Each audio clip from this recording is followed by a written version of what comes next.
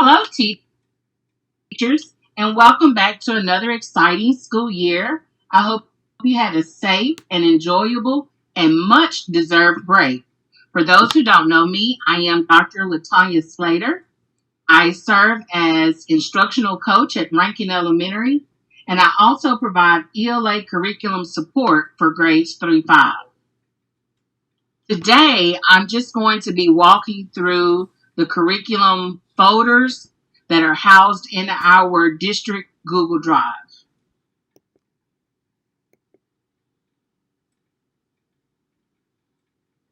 Once you access the curriculum folders in the drive, this is the screen you will see. This year, I organized all documents into 9 specific folders, and I grouped them and sequenced them according to when teachers would probably access different documents throughout the school year. So folders 1 and 2, those are the documents that will more than likely be accessed just at the beginning of the school year, and it contains things such as your pacing guide, the scaffolding document, and folder 2 contains the JumpStart Plan, which we'll talk more about in a moment. Folders 3 through 6, those are folders that will probably be accessed throughout the school year, especially during PLCs when you're developing plans and creating assessments. Folder 7 is just when you're talking about reading novels and accessing those resources.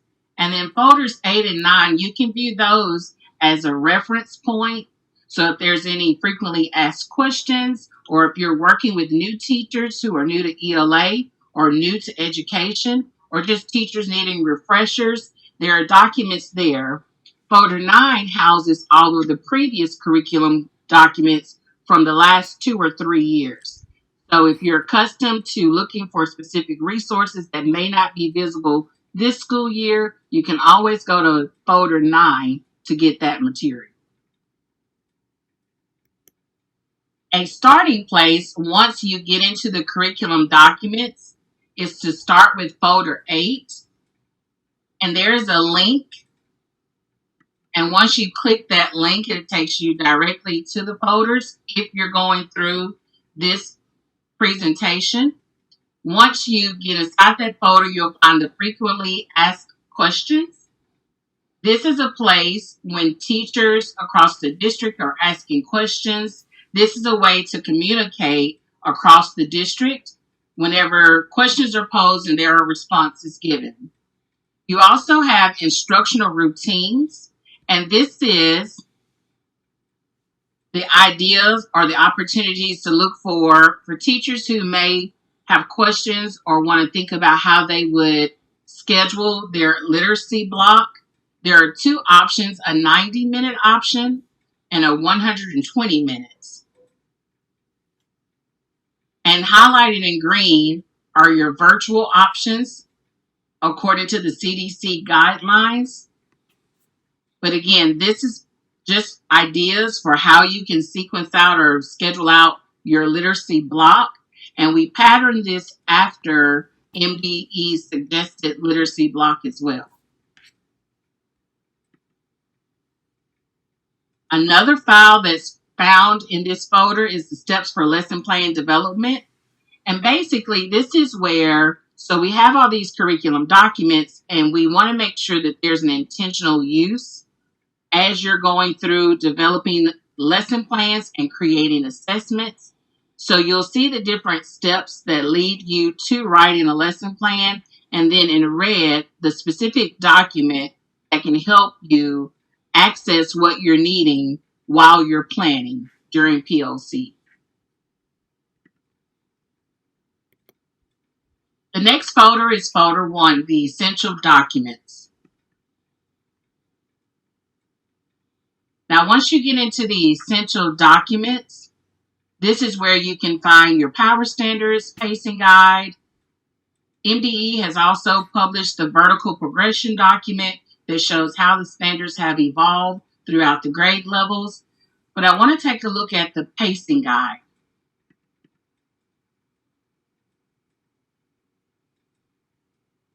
So here, I want to make sure, I know we've gone over it previously, but just to refresh our memory. So we have the essential, supporting, and embedded standards. With the essential standards, those are the ones that should be the focus of your instruction at different points within each unit as outlined. Supporting are those that are front loaded. So for instance, when you get into teaching or reading literary text, there are going to be some conversations you just have, but not directly teach. And those are the ones that's listed under supporting. Now, you, as you're working in PLCs, you may find other opportunities for supporting. So these are just an idea of as you go through.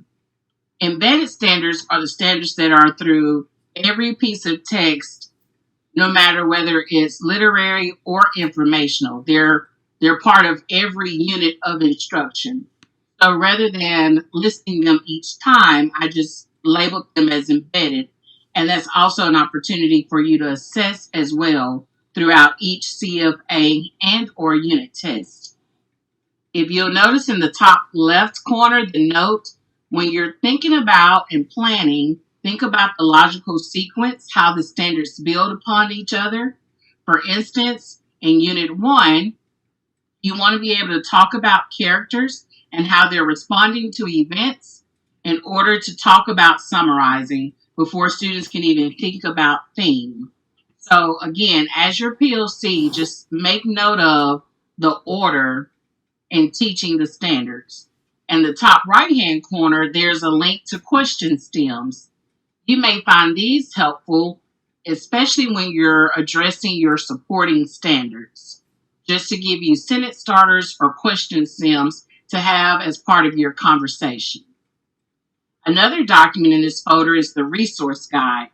Now, this resource guide takes place of what last year we called the curriculum map. And if you'll see just the overview or the units for the year. So these 2 pages are all you will have for your resource guide. Under literary and informational text, we went through and identified the commonly used sites when teachers are finding resources. So this is kind of the first stop. So you'll know where to find credible material as you develop your plans. Same thing for your vocabulary. Fluency, these are also for each of these links. They'll take you to specific places in your fluency folder. Please note that the fluency goals have been updated for the upcoming school year. So everything you've had in the previous years for fluency is new, your norms and the fluency goals. I've also included arts integration and ideas for social studies. And as you see, there are also links for other portions of a lesson plan in which you may be required to include in your document for administration. All right, this next folder is folder 2, the JumpStart Plan. And as you'll notice when you go in, the actual JumpStart Plan is the 4th document, the calendar. And on the calendar, I tried to make sure to include a link, but each of the links, as you'll notice, will take you right back to the folder with all the documents there.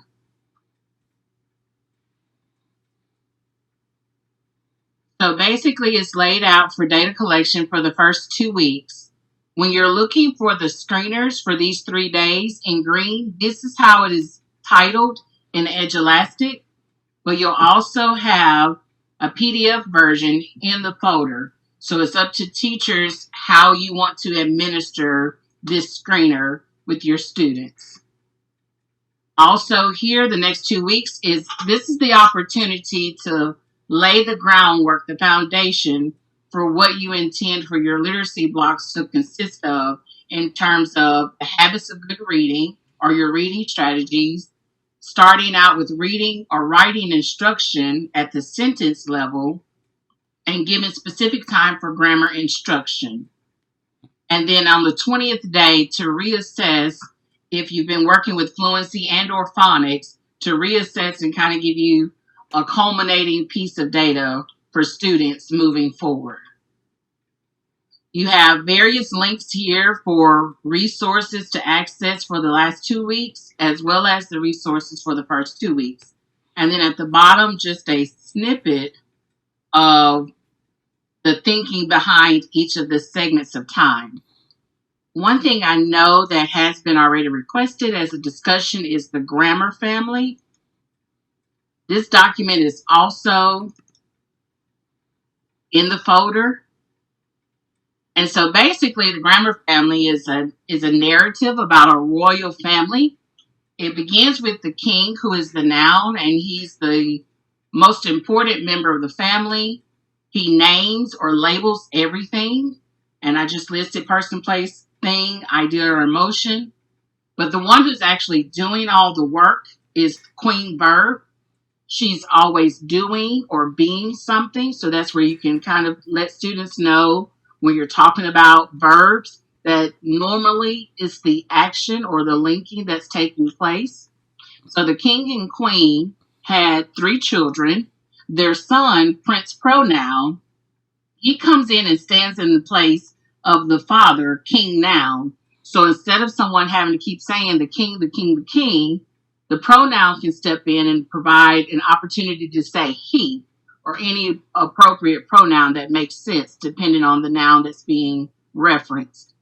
But they also had twin daughters, adjective and adverb. Adjective really admires her dad, the king, and her brother, the pronoun. She's always describing which one is the greatest, what kind of work they do, and how many people they've had victory over. But those are the question stems for students to know about adjective. And even though they're twins, adverb really prefers her mom, Queen Verb, more. She admires how well her mother works, when her mother does the work, and where her mother works. So again, those question stems when teaching adverbs. As part of the family is the preposition or the servant. Now, the servant is the protector, really, and really watches after king noun and prince pronoun. And most of the time, you can find the preposition, or all the time, the preposition is before the king and or pronoun. And he goes to tell them the location or direction, like when he goes into the room or sits at the table. So another way to talk about prepositions. Another part of the family member is the maid. Conjunction. The conjunction is responsible for taking care of the entire family and keeping things together. Sometimes the maid has to cook and clean, yet she is. So you just think about different ways of talking about the conjunction. And then outside of the family, everyone has that neighbor. And anytime there's an event going on at the house, the neighbor comes. And depending on what the event is, determines the neighbor's emotion. So if it's something that's celebratory, the neighbor may come wow with enthusiasm and excitement. But if it's something that's more somber and a sad occasion, there will be a different emotion. But either way, the neighbor brings all of the emotion. So I created this graphic just to kind of capture that narrative. For those who are more creative and enjoy Pinterest and things alike, the goal would be, if you plan on using this in some way, to create a visual for students to actually see something rather than just the narrative. At the bottom, I thought about if there were different versions. So a frozen version, still taking on those different characters and parts of speech, as well as a Marvel version. Now, I am not very knowledgeable about the Marvel characters, but these are some of the ones that I'm familiar. I also included the link for those who want to read more about these characters if you so choose. You also may have another idea of another version or something that students can attach meaning to and better embed and understand these parts of speech. So use as you see fit, but I did want to go over the grammar family with you all. Also in this folder is a comprehension strategies question stems. So for those who, when you get to the party, you decide to do the habits of good reading or the reading strategies, this document is here for you to understand what the specific strategy is and to give some ideas about how to have conversations. And it also lists additional mentor texts that you may find useful as you're teaching each of those strategies. But essentially, everything you need for the JumpStart plan is here in the folder. And finally, the remaining folders, there's nothing new, but there are some additions or some updates. In the assessment resources, that is still where the previous case assessments, ELS, Achieve the Core, assessments that you've used in the past, but there's also a new folder there with question stems. There's a document that was shared from the Kirkland group, and what they did was go through the practice test from MDE, Achieve the Core assessments and Park assessments, and divided the question stems by standard by grade level. So I did place those in a folder called question stems, as well as some other question stems that I found that would be useful or valuable as you're working on plans for the school year. In the fluency folder, folder 4, again, I uploaded the new fluency goals and the fluency norms. They're listed as Hasbro and Tyndall, but you'll see that document there. And then in folder 5, the writing resources, again, you have the exact same resources from last year, but I also included a folder labeled weekly writing pacing, and this is suggested. This was something that Susan Adams shared with us about how to pace out for each type of writing in order to get it in each week. And then the yes/no documents was the student-friendly checklist for students to use, and something you could also use as part of JumpStart when you get their initial writing samples. This concludes the curriculum updates for ELA for the upcoming school year. If there are any questions, please reach out to your instructional coach and or administrator, and they can get that message to me. I hope you all have a wonderful school year, and if there's anything you ever need, please let me know.